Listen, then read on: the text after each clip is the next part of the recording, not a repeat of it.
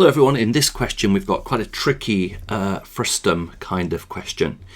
I really think this is a very difficult one to know how to approach.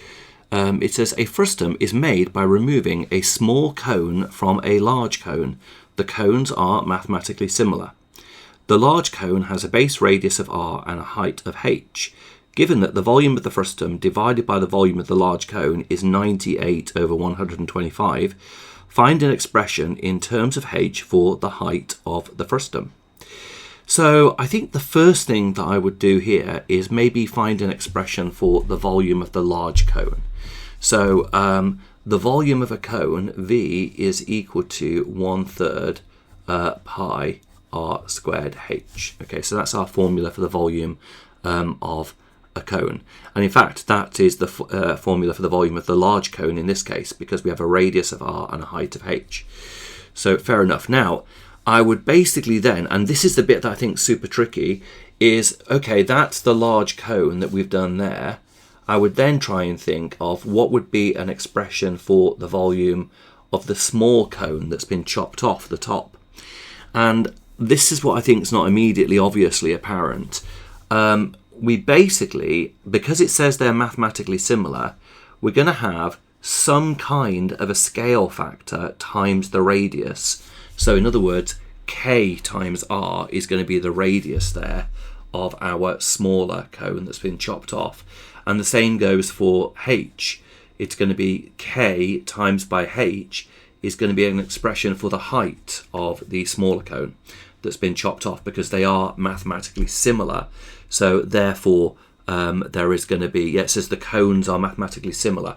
So therefore there is going to be some kind of scale factor.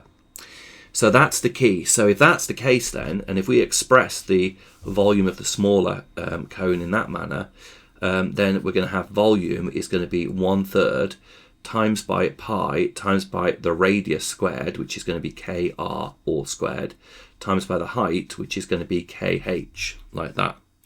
So that's our expression. So therefore, the volume of our frustum is going to be the big cone, 1/3 pi r squared h, minus the chopped off bit, which is going to be 1/3 pi times by kr squared times by kh.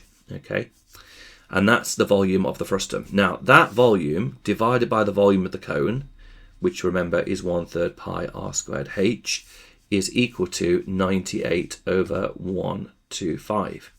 So now we've got to hope that we can somehow boil this whole thing down in such a way as to get an expression for k. So let's times both sides by this here. So that's going to give us 1/3 pi r squared h minus 1/3 pi times by kr squared times by kh is equal to 98 over 125 times by 1/3 pi r squared h.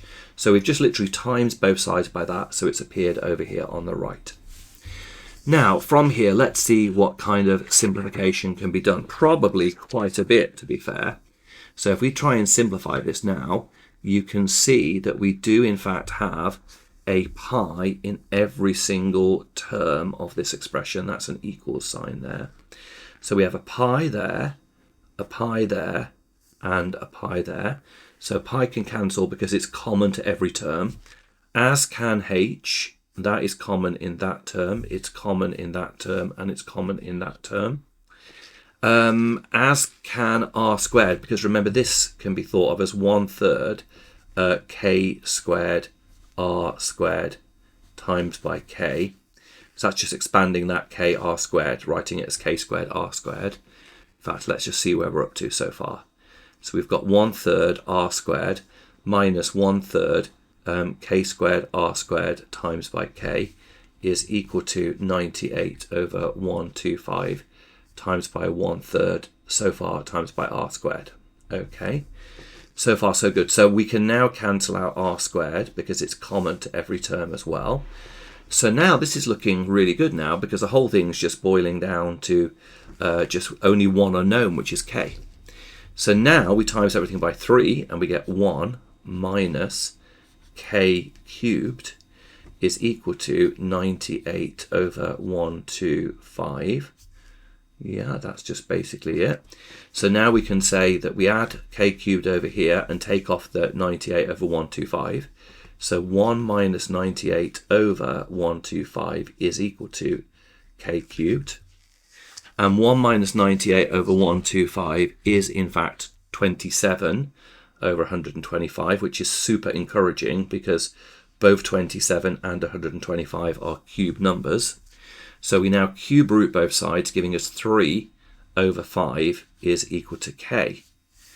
Okay, so our scale factor is 3/5. Okay, so what we're saying is that, let's just kind of interpret what this means. Our big cone has a height of h. We're saying that the little cone that was chopped off the top, in fact, must have had a height of 3/5 times by h. Because do you remember earlier in the question we said it has a height of kh, and we've just found out that k is 3/5. So therefore, if we imagine that here's the frustum, the kind of like lampshade looking bit that's left, if that is 3/5 up to there, then the remaining bit, which is the height of the frustum, must be 2/5 of h. So therefore, the height of the frustum is 2/5 h, and that is our final answer. But I do think that that was quite tricky, and I think the most difficult idea in that particular question was coming up with this notion that we've got to think of the radius as k times r and the height as k times r, because with them being mathematically similar, there's some kind of scale factor that will have been involved there. Once we've got that idea together, it's just then a question of crunching through the algebra for the rest of it. But yeah, I thought that was a super tricky question. That was off an GCSE paper, and I think it was paper 1 from 2018. Okay, I hope you found that helpful. Remember, if you are finding these videos helpful, then if you could like and subscribe to the channel, that would be perfect. And as always, thank you very much for watching, and I'll see you in the next video.